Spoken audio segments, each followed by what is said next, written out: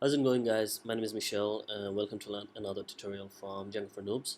And today we're going to learn about how to create a menu with infinite number of submenus, which is basically a recursive menu using Django REST framework in the backend and React in the front end. So if you've watched the previous video, you'll know that how I set up the Django and React project. That's exactly how this is set up. On top of that, I have created a menu app, and I've added that to um, the project settings over here. So the REST framework is also have REST framework installed in this tutorial because we're going to use that to create the API. So I've added these two in the installed apps. Um, so in the menu app, I've created a model which is basically menu model which has two fields, name and parent. The name is basically a character field, 50 max length, and parent is basically self-referential, which means it has a foreign key to this exact menu model itself. So we just give self over here, and since the first level of items don't have any parents, so this parent field may be null or blank. So we have to give null true and blank true. We did give a related name. I gave it children. You can give it whatever you want, but we're going to use it later in the tutorial. And also we need to, since I'm using Django 2.0, this is a necessary attribute now on delete. So I gave models.protect as the value so that it protects recursive delete if I accidentally delete an item. So yeah, so that's basically it. I think I've migrated it. Let's see if, so my server is running. Let's see if I have it over here. So I created a, oh, I don't have it over here, so let's just add the model from the models, import menu, admin site register menu, whoops, menu. Cool. So I'm sure it come over here. So this does not have any menu items right now. So I want to add a few items over here. So let's say this is movie. Doesn't have a parent. So first item, right? Save and add another TV show. Let's just save. All right. So this is the first level of item. Under movie, we're gonna have two movies. So let's say let's add another item. So let's say Interstellar. Parent is a movie, and another, let's say what else, Terminator, that's a movie too. Save. Let's add Friends as a TV show.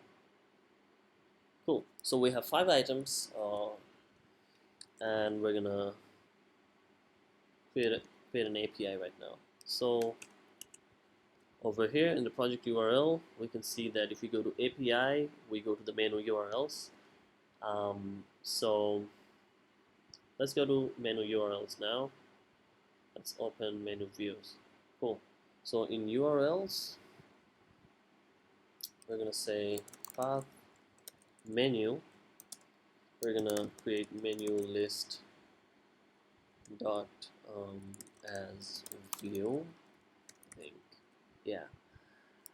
We don't have that view created, so we're gonna go to, oh, this is views.menu view because this is from this file. So we're gonna go to views, and we're going to create a class called menu list, which is going to inherit from list API view. Cool. Before I write anything else, REST, let's import from REST framework, generics, import list API view. Cool. I think this has a query set, if I'm not wrong. So this is going to be menu.objects.all. And this also has a serializer class. I'm going to call it menu serializer. So I did not import this or this over here. So from .models import menu, we are going to create a serializers.py file. So from .serializers import this. We are going to create a menu serializer class. So let's do that right now. serializers.py. Cool. From REST framework, import serializers. Go class menu serializer. So serializers.model serializer. It makes it so much easier. We're gonna say model is equals to menu, and we're gonna say fields is equals to. So I'm gonna create the ID field. I'm gonna display the ID field, the name, and I also want to display parent. Cool. We did not import menu over here, so we're gonna do that. From models, import menu. I think that's about it. That's about it. We have models over here. So models, serializers, URLs. I'm trying to think whether I'm missing something. I think I'm missing. That's okay. I can just give the name over here, and that doesn't matter. Why is it showing red over here? Maybe it's the. So the service is running. Maybe it's Visual Studio Code. Yeah, it's Visual Studio Code. So this doesn't matter. The red over here, the red lines. So right now we have a list of all the entries that we made. You can see the parents are over here, and everything's fine, right? So to make it recursive, we need to install Django REST framework recursive. Cool. Let's run server again, and we need to start off with not all menu objects, just the ones where parent __ is null is true, where parent is null. Only these two. We're going to start off with these two, and these three are going to come under these two, right? So let's see if this took effect. Yeah, took effect. Let's come back to serializers. All we need to do is we need to say, hey, we have another field called children. We're going to have another field called children, and that's going to have a list of objects just like this. We have a list of objects over here, and over here we're going to have a field children, and the value is going to be a list of objects. And if an item doesn't have any children, that value is going to be a blank list. So we're going to come over here and we're going to add children. We're going to come over here and we're going to say from REST framework recursive. We already have that. Fields, import recursive field, and we come over here and say recursive field many equals to true.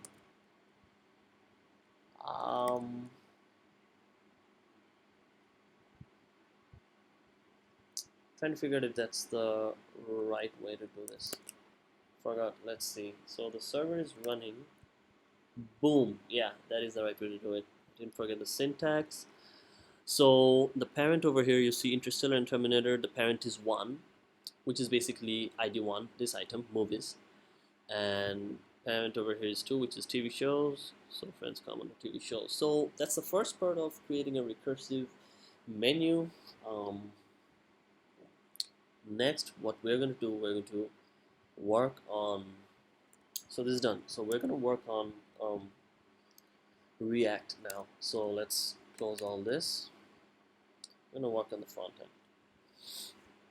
So first of all, we go to app.js, and then we say we are going to use a custom component. So we're going to call it menu data provider. That's going to fetch this API and provide us with the data. And we're going to say, we're going to say endpoint. It's going to be API for going to the menu URLs and menu for going to this list, right? And then we're also going to use a prop called render, which is going to be a function that returns another component. So it takes data as an argument, and it gives us another component which is menu. I'm going to call it menu display. So menu data provider is going to fetch this API and then use menu display to display the data. So this component is going to have to use data as prop. So yeah, so now we're going to create menu data provider and menu display. So let's create a file called data provider.js, and from here we're going to say import React from React. Cool. We're going to have a class called menu data provider that extends React.component. This is all boilerplate. I'm sure you know if you've ever worked with React. And so this is menu data provider. Cool. And at the end, we're going to say default menu data provider. And let's come back to app.js and let's import menu data provider from /data provider. Cool. I think we have something over here. Now I'm gonna see. We're gonna figure out what we want to. This is not render. This is return. Shit. Yeah. So we're gonna figure out what we want to return over here. So in menu data provider, we want to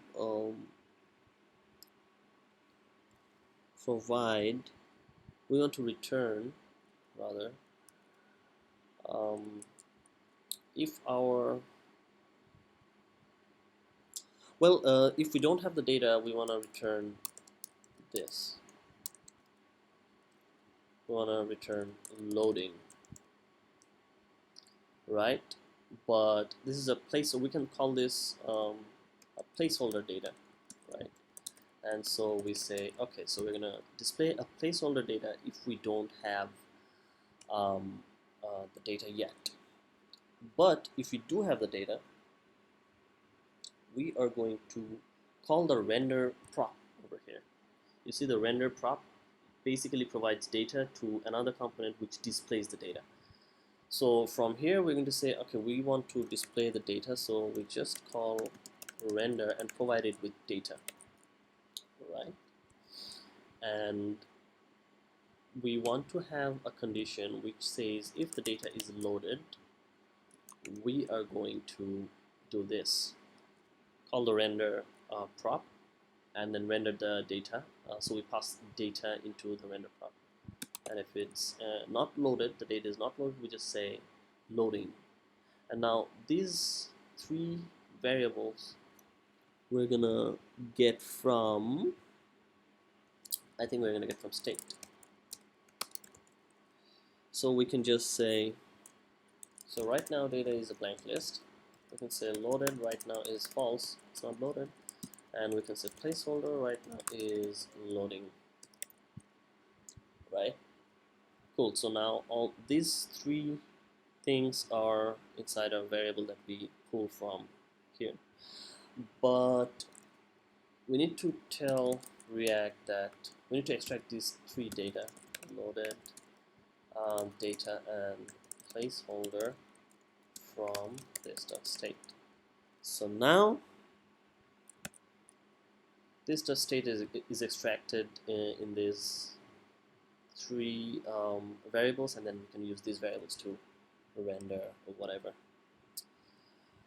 Now we need to do one more thing over here, which is component.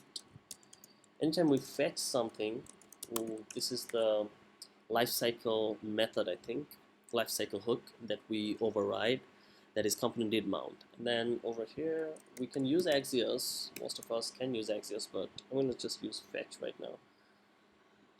So we're going to fetch the URL. That URL is the endpoint prop for menu data provider. So we're in menu data provider. We're just going to say this.props.endpoint. right? So whatever endpoint, whatever URL we provide over here, it's going to fetch that, right? Then it's gonna say, so it's gonna take a response, and it is going to generate, it's going to return the response in a JSON format. If the response status is okay, which is the response status 200, so we give another variable, another condition over here. So if response dot status is not equals to 200, we need to return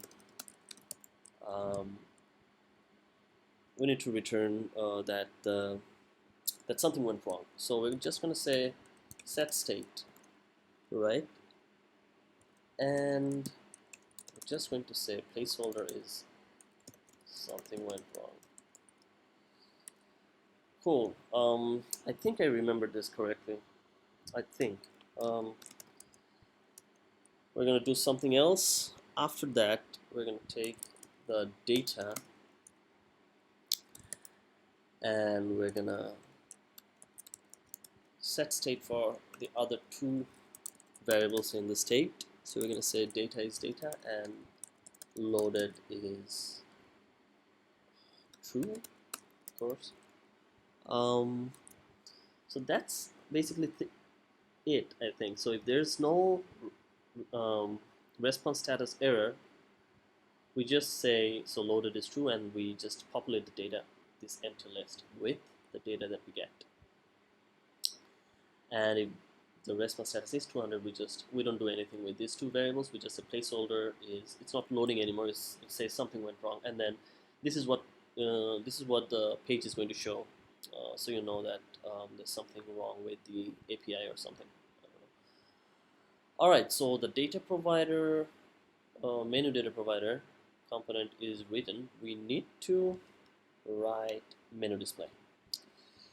So if we want to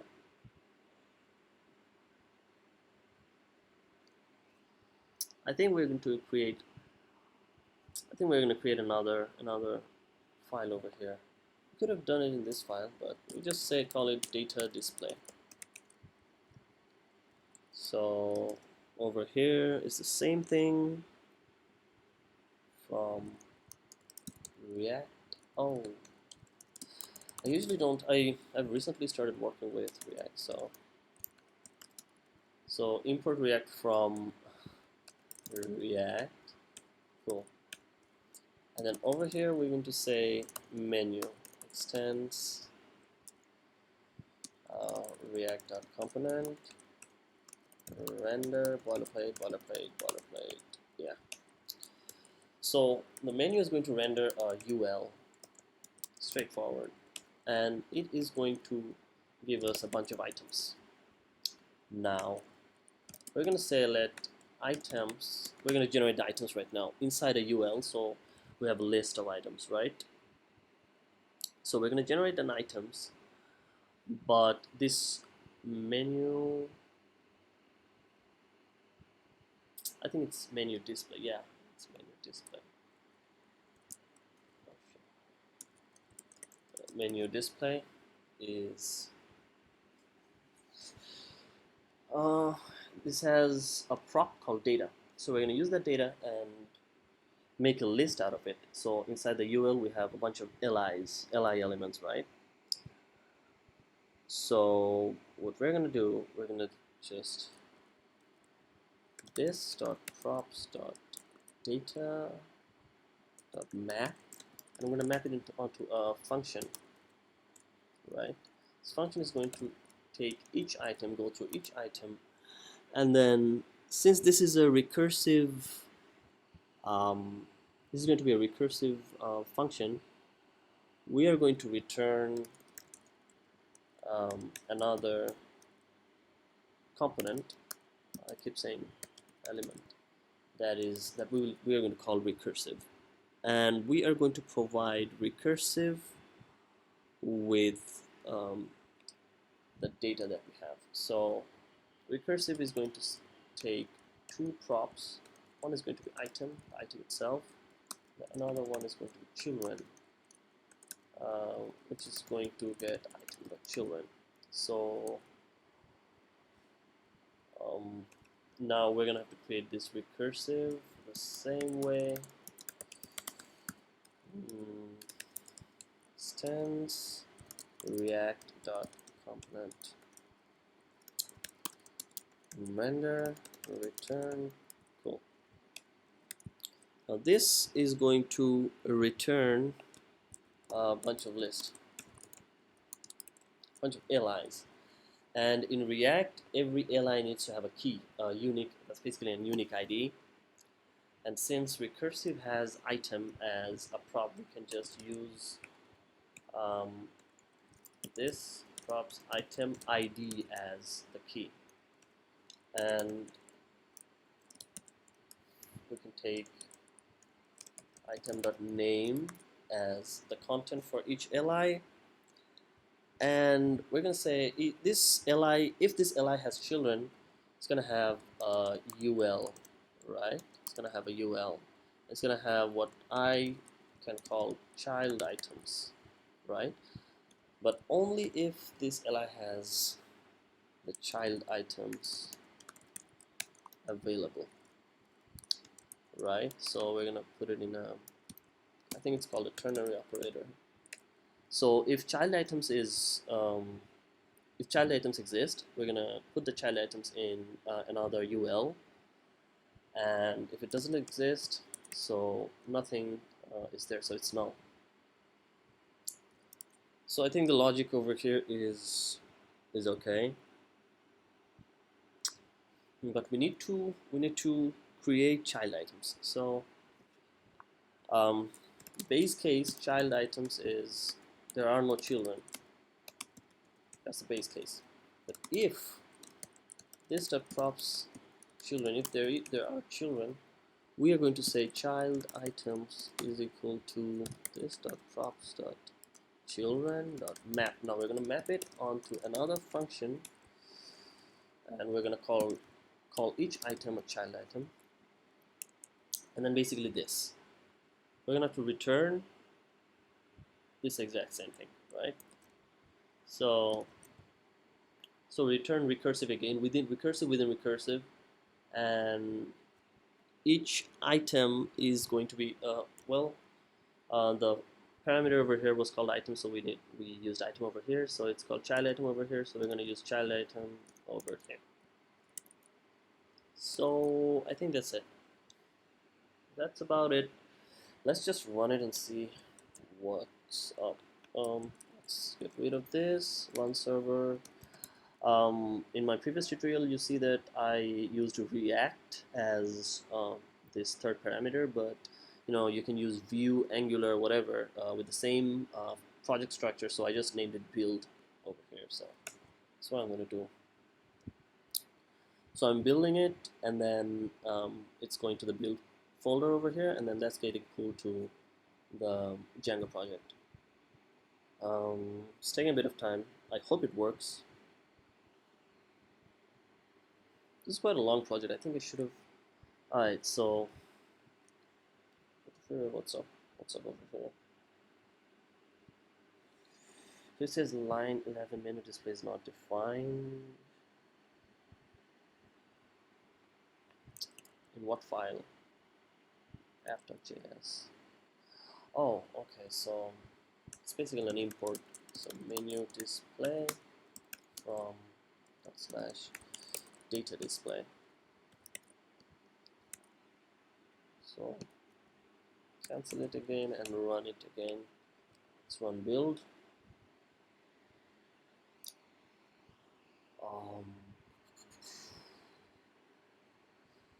I really need to find a different way of building stuff because this is taking a lot of time. Render is not defined. Man, I'm so new at this. Data display.js. So line 32. So line 32 is. Oh, I keep making the same mistake. Let's return. Sorry about that. So you see how much time it's taking for every bit of change that we have to go through. It's building from the top again, so I really need to find out how to separate the app.js export default important menu display. It's not found in data display. Okay, so I did not export it. Menu display. This is tiring, guys. I really need to find a better way of building the app because this is taking a lot of time. I'm sure there is a separate way that's not as easy as this one, as this project structure, but yeah, if I find that out, all right, it's working now. So the API is working still. Let's just go to boom. So it's working right now. I can go to admin, and let's just say I wanna go a few levels down. Let's see if it works. So let's say under Interstellar, I'm gonna go and say actor, Interstellar, save. Under actor, I want to say who was there? Shit, I forgot his name. I think it was Matthew McConaughey or whatever his name is. Let's just say yeah, something like that. If you refresh, alright, so it works. It works, and yeah, you can go as deep as you want. Keep in mind that this is not the best way to generate data if you have a huge data set, but if you have a menu, like how many menus are you going to have, like 50? I don't know. So I don't think it's going to take a lot of time, and what I plan to do is use React Router to click on each item and then load it on a different panel over here. So this is going to load only once when the app loads, so I think I can do that. So hopefully in the next tutorial I'm going to show you how to create that, how to load corresponding data with this menu, like clicking on each menu and load the corresponding data. So that's about it. This has been a long tutorial, so if this tutorial has helped you, please like, share, and subscribe, and I'll see you in the next tutorial.